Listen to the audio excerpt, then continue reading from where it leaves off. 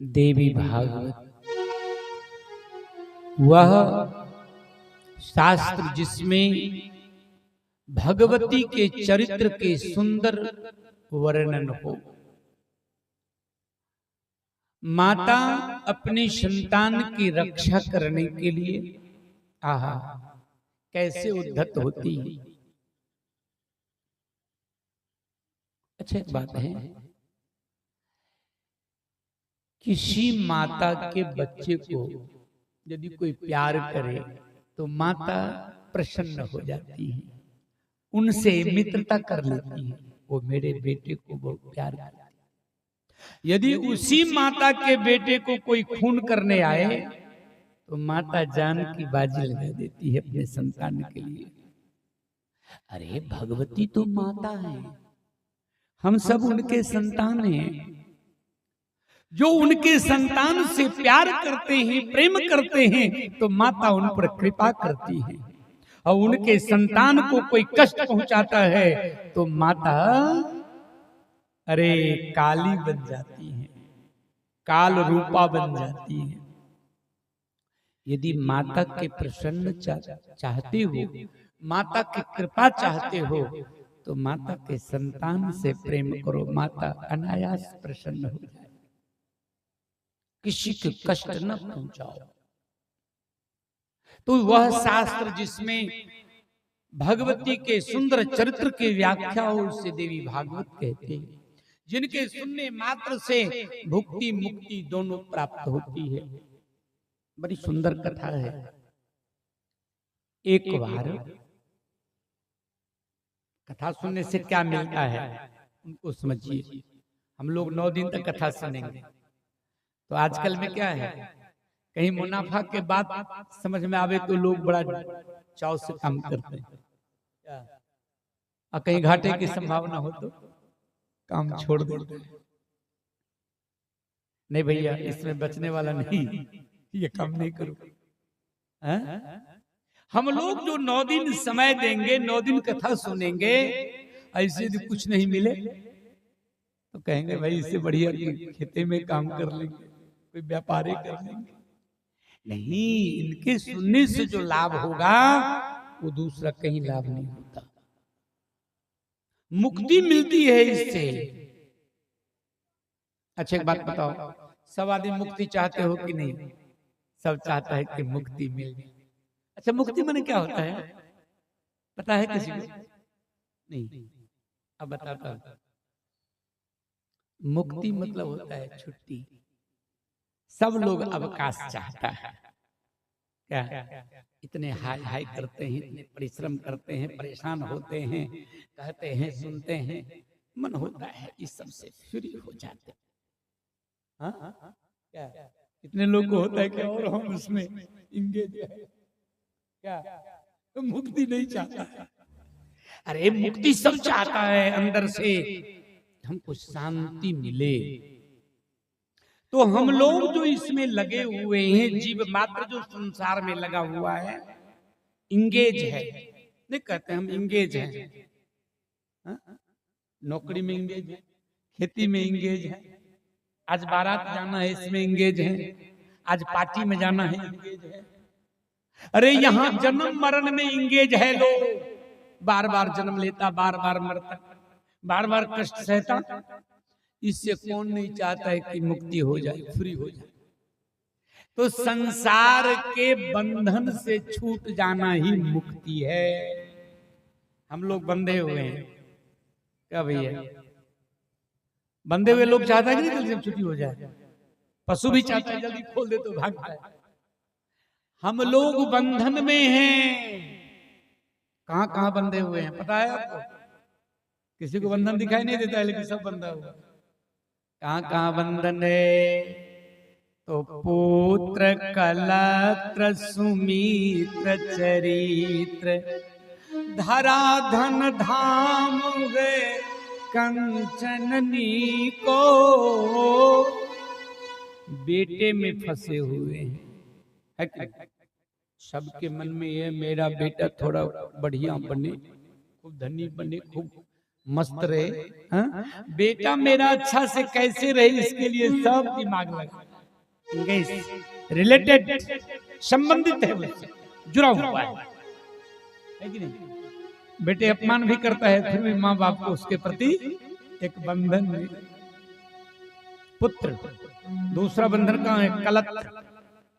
कलत्र मतलब स्त्री। यदि पति पत्नी है तो उनका मन पत्नी में है, उनकी सुरक्षा कैसे हो, उनके देख रेख कैसे हो, एक रिस्पॉन्स है। तो पुत्र कलत्र सुमित्र चरित्र, हमको लोग बढ़िया कहे, हमारा पर्सनैलिटी बढ़िया हो, क्या हमको लोग माने, ये मन में सबको है। सबको सम्मान चाहिए, कोई अपमान चाहता नहीं। धरा धन धाम है कंचननी को, धरा माने जमीन, थोड़ा जमीन जायदाद हो जाता तो ठीक है, क्या है लोग खूब परिश्रम करते हैं, धन कैश भी रहना चाहिए, पैसे के लिए लोग, बंधन नहीं, ये अटैचमेंट है। लेकिन भैया इस सब से तो बार बार अनेक बार उपभोग करते हैं, देर लेन व्यवहार करते हैं, लेकिन मन नहीं भरता, भरता है। बार ही बार विषय फल खात, आघात न जात सुधारस फीको। बार बार ये विषय फल खाते हैं लेकिन पेट भरता नहीं। आज जिससे कल्याण होगा, जिससे मुक्ति मिलेगी, वो भाता नहीं है, संसार से मन अभाता नहीं है, अभक्ति मन भाता नहीं है। बार ही बार विषय फल खात, आघात न जात सुधारस फीको। अमृत के जैसे जो भक्ति है वो अच्छा नहीं लगता है, अब विष के जैसे जो विषय है बहुत प्यारा लगता है। इसलिए संत कहते हैं, रे मूर्ख मन अज्ञानता को छोड़, आनव मान तजो अभिमान, कही सुन नाम जपो सिय पी को। झूठी अभिमान को छोड़ दो, ये तुम्हारा कोई नहीं है, तुम्हारा कुछ नहीं है। भगवान के भजन करो, पाय परम पद हाथ सुजात। ये मौका फिर नहीं मिलेगा। बैल बनोगे, पक्षी बनोगे, तब थोड़े सत्संग करोगे, अब थोड़े ये मौका मिलेगा। ये मानव शरीर में ये मौका है। आनव मान तजो अभिमान, कही सुन नाम जपो सिय पी को। पाय परम पद हाथ से जाते, पाय परम पद हाथ से जाते।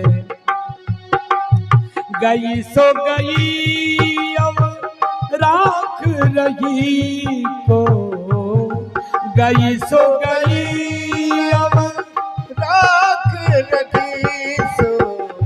गई सो गई अब राख रही को, गई सो गई अब राख रही सो।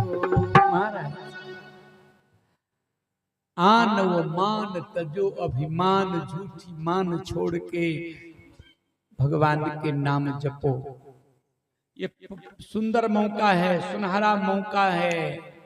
चलो जो बीत गया भूल में गया गया, अब जो बच गया उसका भी कम से कम सदुपयोग करो।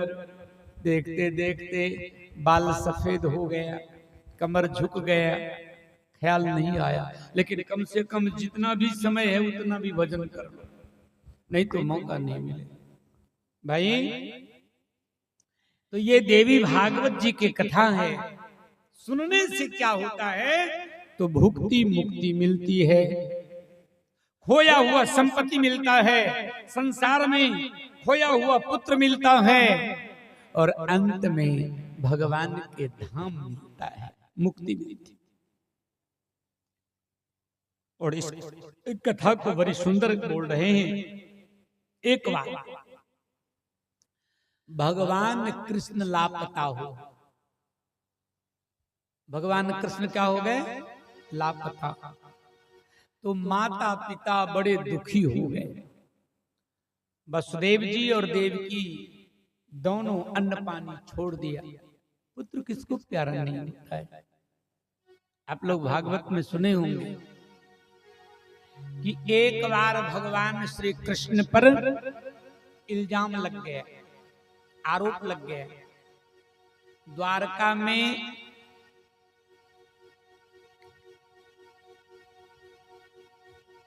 प्रसेनजित और सत्राजित दो भाई था। सत्राजित बड़ा था, प्रसेनजित छोटा था। और सत्राजित भगवान सूर्य के परम भक्त था। इतनी बड़ी भक्ति थी उनकी कि एक बार भगवान सूर्य प्रसन्न हो के प्रकट हो, कहा सत्राजित वर मांगो। कहा प्रभु हमें कुछ नहीं चाहिए, यही आशीर्वाद दीजिए कि मेरा मन आपके चरणों में लगा रहे। भगवान सूर्य कहे मैं प्रसन्न हूं, तुमसे मांगने कहता हूं कुछ नहीं लेते हो, तो आज अपने तरफ से ये माला प्रदान करता हूं। भगवान सूर्य ने एक माला दिया। उस माला के नाम था स्मंतक मणि। स्मंतक मणि की माला। अरे मणि जानते हैं ना, जिसमें अपने आप प्रकाश होता है, उसमें तेल की जरूरी नहीं है, बाती की जरूरत नहीं है। जैसे बल्ब में प्रकाश होता है तो इसमें इलेक्ट्रिक है, विद्युत है, लेकिन जो बिना किसी सहारा के प्रकाश, ऐसा प्रकाश जैसे लगता था दूसरा सूर्य हो। तो अब सूर्य भगवान के प्रसाद मिला, स्मंतक मणि लेके चले। जब वो गले में पहने तो अगले वाले देख नहीं पाते थे, इतना प्रकाश था, इतना भाइपर लाइट था, लगता था भगवान सूर्य ही धरती पर उतर गए। तो ऐसे भगवान कृष्ण बैठे हुए थे, सुधर्मा सभा लगी हुई थी।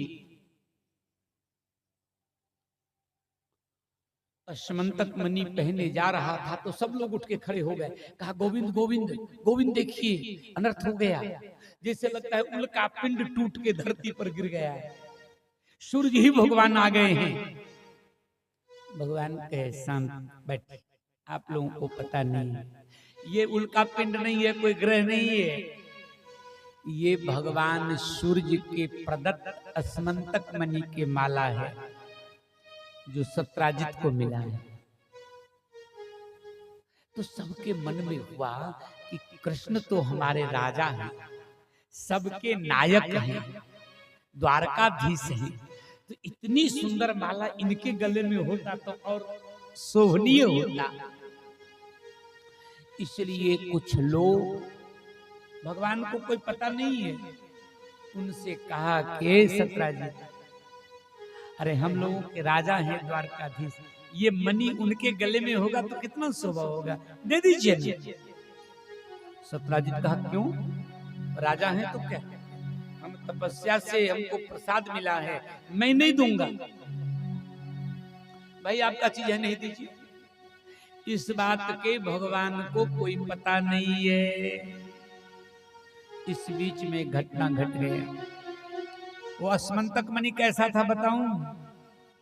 उसका गुण था कि वो माला जहां रहेगा प्रत्येक दिन 8 भर सोन पैदा हो अपने आप, तो वहां तो गरीबी नहीं रहेगी ना। जहां ये स्मंतक मणि के माला रहेंगे वहां दुर्भिक्ष नहीं होगा, अकाल कभी नहीं पड़ेगा। जिनके घर में होगा उनको कभी अकाल मौत नहीं होगी।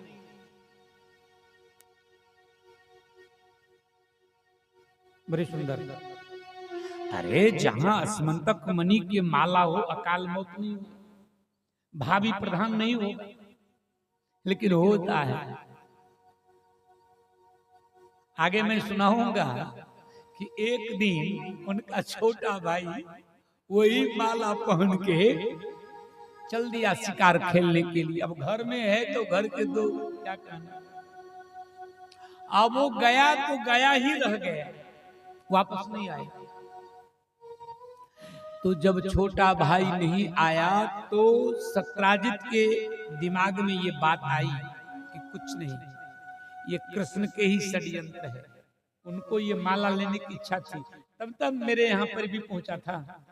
मैं जो नहीं दिया ना, हो सकता है वही कोई साजिश रचा है, वही मेरे भाई को बंदी बना लिया, वही माला बहुत उनके दिमाग में ये एब्लिगेट किया, ये आरोप लगाया, क्योंकि भगवान को कोई पता नहीं था। अभी मैं क्या कहा आपको कि जहां ये माला रहेंगे वहां अकाल मौत नहीं होगी, लेकिन प्रसेनजीत को अकाल मौत होगी। मानस में बड़ी सुंदर एक पंक्ति है कि भाभी को भगवान शंकर मिटा देते, भावी मेट सकहि त्रिपुरारी।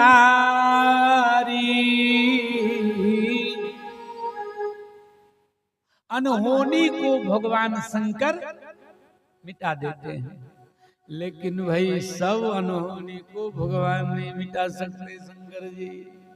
उनके साथ जब घटना घटी, सती माता जो हट नहीं छोड़ी क्या, तो शिव जी कहे कुछ नहीं, हरि इच्छा भावी बलवाना, हृदय विचारत शंभो सुजाना।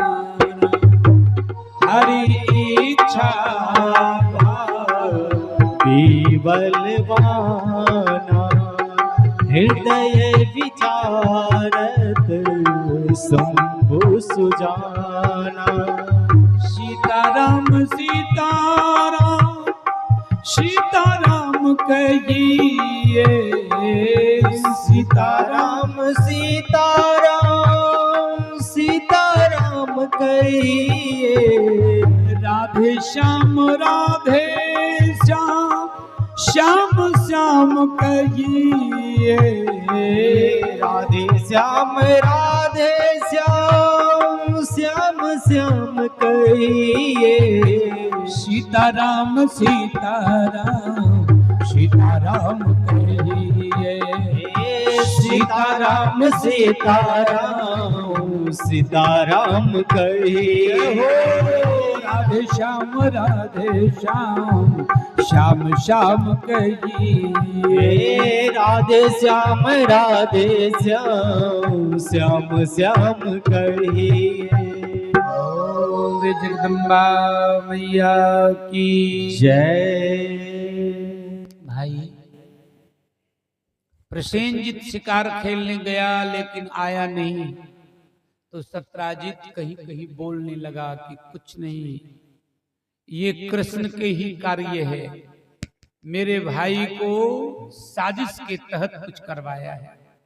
ये बात कानो कान भगवान के पास आ गई, और भगवान जब श्यामा माई, जय श्यामा माई, जय कि श्यामा सत्राजित माई, हम पर आरोप लगाता है, जय श्यामा माई, जय श्यामा माई। तो भगवान श्री कृष्ण एक दिन बैठक बुलाया और कहा, भाई हम पर झूठ मूठ के ये आरोप है, हमें कोई पता नहीं है, लेकिन मैं कितना भी कहूंगा तो लोग मानेगा, इसको सत्यापित करना है कि आखिर बात क्या है।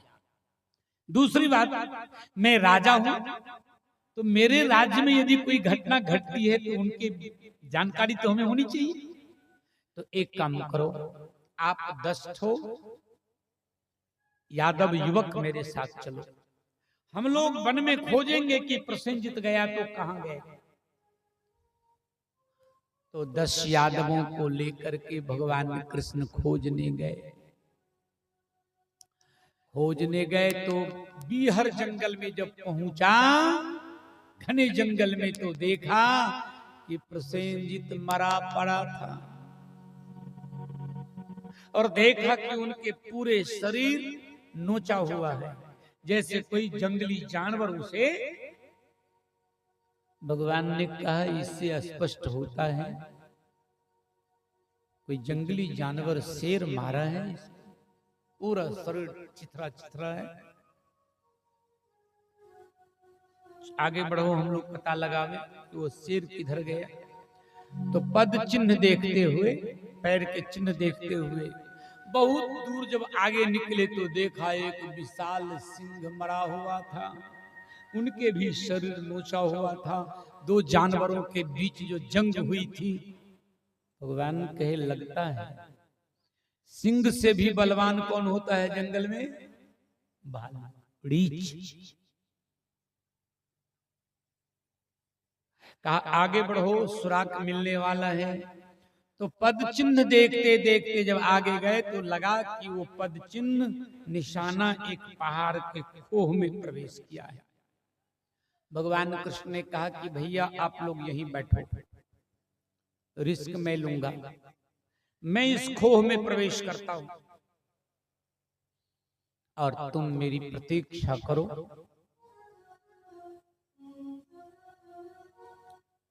15 दिनों तक तुम प्रतीक्षा करना, मैं आता हूं। भगवान जब उस विवर में प्रवेश किया, अंदर पहाड़ के खोह में एकदम उजाला था, चमक रहा था, वही अस्मंतक में। और देखा कि भालू के 2 छोटे छोटे शावक बच्चे खेल रहा था। भगवान कृष्ण जब पहुंचे तो वो भालू के बच्चे किलकारी मार के अंदर भागा, डर से, छोटा बच्चा था। और जब किलकारी मारता भय से अंदर गया तो अंदर से विशाल भालू निकला। वो कौन था? अरे बाबा, भालू के राजा था, रीछपति। जामवंत का क्या नाम था? हाँ, रीछपति, भालू के राजा जामवंत। कहिए राम जी के समय में सेनापति थे वो, इतने दिन तक हैं। वो जब निकले तो गुर्राया, हुंकारा। भगवान का सुनिए, हे रीछ जी, हम पर आरोप है और ये सत्राजित के भाई प्रसेनजित को अपहरण के हम पर आरोप है। लेकिन कौन मानता? भगवान कृष्ण पर अटैम्प्ट कर दिया, आक्रमण कर दिया। भगवान कृष्ण उससे लड़ने लगे। कितना बलवान है मत पूछो। भागवत जी में कथा है, 27 दिनों तक युद्ध हुआ। कितने दिन तक? एक दूसरे में कोई टलने वाला नहीं है। जामवंत कितना बलवान था बताऊं आपको। रामायण में उल्लेख किया, बलिबांधत प्रभु सो तनु बरनि न जाय, उभय घरी महदिनी 7 प्रदीक्षण धाय। जब भगवान वामन रूप बन के आए थे, विशाल काय रूप धारण किया, विराट रूप, जब एक ही पैर में, एक ही डेग में पूरी पृथ्वी को माप लिया था, अब कितने विशाल रहे होंगे। जामवंत जी कहते हैं उस समय में बलिबांधत प्रभु बाढ़ऊ सो तनु बरनि न जाय। ऐसे शरीर को उभय घड़ी 2 घड़ी में मैंने 7 बार परिक्रमा किया था। इतना तेज दौड़, उभय घरी महदनी 7 प्रदक्षिण। इतना बड़ा बलवान था जामवंत। वो जामवंत से भगवान कृष्ण जूझने लगे। तो भैया ये लोग तो कह दिए थे, भगवान कहे थे 15 दिनों तक प्रतीक्षा करना। 15 दिन तक नहीं आया तो निराश घर आ गए। तो माता पिता के संतान पर कितना प्रेम होता है। वसुदेव देवकी कहे कि मेरा कन्हैया कहाँ है, तो सब रोने लगा। कहा बाबा क्या बताऊं,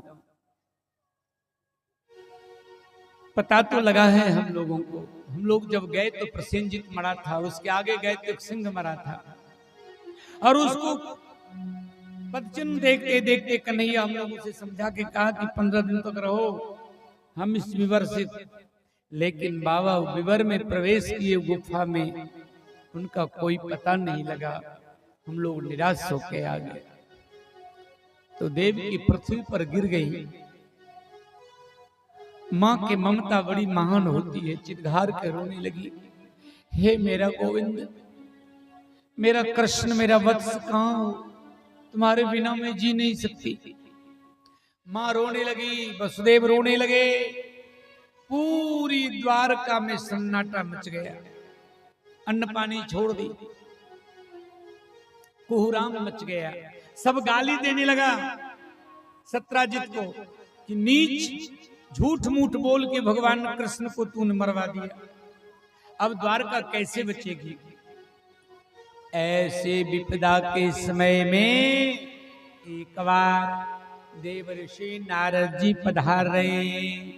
नारायण नारायण नारायण, श्रीमन नारायण नारायण नारायण, श्रीमन नारायण नारायण नारायण, श्रीमन नारायण नारायण नारायण, हरि हो नारायण नारायण नारायण, हरि हो नारायण नारायण नारायण, ब्रह्म नारायण नारायण नारायण, ब्रह्म नारायण नारायण नारायण, जय जय नारायण नारायण नारायण, जय जय नारायण